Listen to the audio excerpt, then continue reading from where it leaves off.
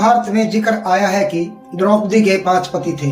द्रौपदी अपने इन 5 पतियों के बीच गजब का तालमेल रखती थी, जिसकी वजह से कभी पांडवों में द्रौपदी को लेकर विवाद नहीं हुआ। सवाल उठता है कि द्रौपदी के पास ऐसा कौन सा मंत्र या मैनेजमेंट था जिससे वह अपने पतियों के बीच तालमेल बनाकर रखती थी। एक बार भगवान श्री कृष्ण की पत्नी ने सत्यभामा, जो श्री कृष्ण जी से बहुत प्रेम करती थी, उन्होंने द्रौपदी से यह राज पूछ लिया। द्रौपदी ने सत्यभामा के सवाल का जवाब देते हुए जो बताया, उसने सत्यभामा को क्या बताया, यही जानेंगे आज की इस वीडियो में। अतः आपसे अनुरोध है कि आप इस वीडियो को अंत तक देखते रहिए, और अगर आपने हमारे चैनल को अभी तक सब्सक्राइब नहीं किया है तो कृपया करके चैनल को सब्सक्राइब जरूर कर लेना। तो चलिए जानते हैं कि द्रौपदी ने सत्यभामा को क्या बताया कि वह अपने दाम्पत्य जीवन में कैसे तालमेल बिठाकर रखती है। द्रौपदी ने कहा कि कोई स्त्री यह समझ ले तो विवाहित जीवन को खुशहाल और पति को अपने इशारों पर नचा सकती है। वह बोली कि सुनो, मैं अहंकार और काम क्रोध को छोड़कर बड़ी ही सावधानी से सब पांडवों की स्त्रियों सहित सेवा करती हूँ। मैं ईर्ष्या द्वेष से दूर रहती हूँ, मन को काबू में रखकर कटु भाषण से दूर रहती हूँ, किसी के भी समक्ष असभ्यता से खड़ी नहीं होती हूँ, बुरी बातें नहीं करती हूँ और बुरी जगह भी नहीं बैठती हूँ। पति के अभिप्राय को पूर्ण संकेत समझकर अनुसरण करती हूँ। देवता, मनुष्य, सज्जा धज्जा या रूपवान कैसा भी पुरुष हो, मेरा मन पांडवों के सिवाय कहीं नहीं जाता। उनके स्नान किए बिना मैं स्नान नहीं करती, उनके बैठे बिना स्वयं नहीं बैठती। जब जब मेरे पति घर में आते हैं, मैं घर साफ रखती हूँ, समय पर भोजन कराती हूँ, सदा सावधान रहती हूँ। घर में गुप्त रूप से अनाज हमेशा रखती हूँ। मैं दरवाजे के बाहर जाकर खड़ी नहीं होती हूँ। पति देव के बिना अकेले रहना मुझे पसंद नहीं। साथ ही मेरी सास ने मुझे जो धर्म बताए हैं, मैं उन सभी का पालन करती हूँ। सदा धर्म की शरण में रहती हूँ।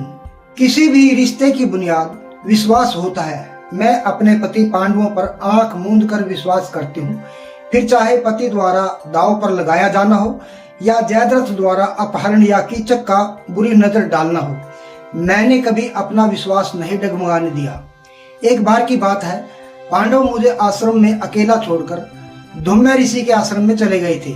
उस समय सिंधु देश का राजा जयद्रथ विवाह की इच्छा से शाल्व देश जा रहा था। जयद्रथ और उसकी सेना उस समय धुम्य ऋषि के आश्रम के पास से गुजर रही थी। जयद्रथ की नजर आश्रम के बाहर मुझ अकेली खड़ी पर पड़ गई। उसने मुझ पर बुरी दृष्टि डाली। उसने मेरे पास आकर पूछा कि हे सुंदरी, तुम कौन हो, तुम्हारा पति कौन है, या तुम कोई दिव्या कन्या हो। जब मैंने अपना परिचय दिया और कहा कि मैं महाराज द्रुपद की पुत्री कृष्णा हूँ और मेरे पति पांडव हैं, यह सुनकर जयद्रथ बोला कि उन पांडवों के पास अब कुछ नहीं है, वे अब वनवासी हो गए हैं। तुम मुझसे विवाह कर लो और महलों का सुख भोगो। मैंने उसे धिक्कारा और कहा कि वीर होकर ऐसी ओछी बात करते हो, तुम्हें लज्जा नहीं आती?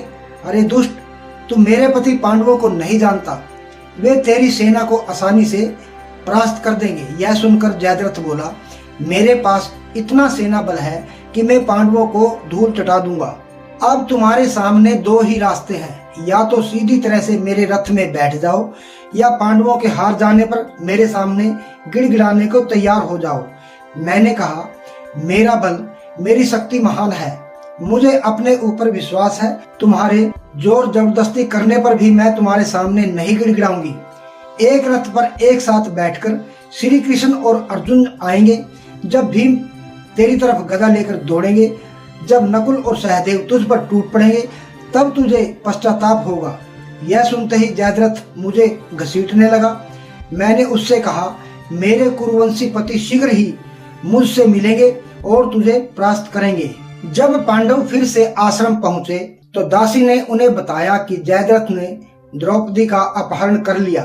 यह सुनकर 5 पांडव द्रौपदी की खोज में निकल पड़े। जब उन्होंने द्रौपदी को जयद्रथ के रथ पर बैठे देखा तो वे आग बबूला हो गए। उन्होंने जयद्रथ और उसकी सेना पर आक्रमण कर दिया। सारी सेना डर कर भाग गई। अपनी सेना का यह हाल देखकर जयद्रथ ने द्रौपदी को रथ से उतारा और भाग गया। द्रौपदी कहती है कि सबसे जरूरी है आपका चरित्र अच्छा हो। इसके लिए आपको ऐसी महिलाओं से बचना चाहिए जिनका चरित्र अच्छा नहीं है।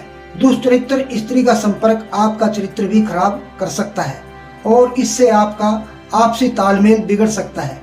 द्रौपदी कहती है वह हमेशा इन बातों का ध्यान रखती है। औरतों को अधिक दरवाजे या खिड़कियों से ताक झांक नहीं करना चाहिए। इस तरह का व्यवहार स्त्री के चरित्र के लिए ठीक नहीं होता है। जो स्त्री इस बात का ध्यान रखती है उनके दाम्पत्य जीवन में आपसी भरोसा बढ़ता है। सत्यभामा श्री कृष्ण पर सिर्फ अपना अधिकार चाहती थी। द्रौपदी ने बताया कि पति को वश में करने के लिए तंत्र मंत्र, टोने टोटके और जड़ी बूटियों का इस्तेमाल करने की आवश्यकता नहीं होती। आपसी प्रेम बढ़ाकर ही पति को जीता जा सकता है। अपने रिश्ते की पूरी जानकारी रखनी चाहिए। रिश्तों के बीच आपको कैसा तालमेल रखना चाहिए, इस बात की भी समझ जरूर होनी चाहिए। कोई भी ऐसी बात पति और उनके संबंधियों को नहीं कहनी चाहिए जिससे उन्हें तकलीफ पहुंचे। द्रौपदी ने कहा कि वह हमेशा इस बात का ध्यान रखती है। संयम से काम ले, कभी अपने क्रोध को इस तरह जाहिर न करे जिससे किसी को दुख पहुंचे।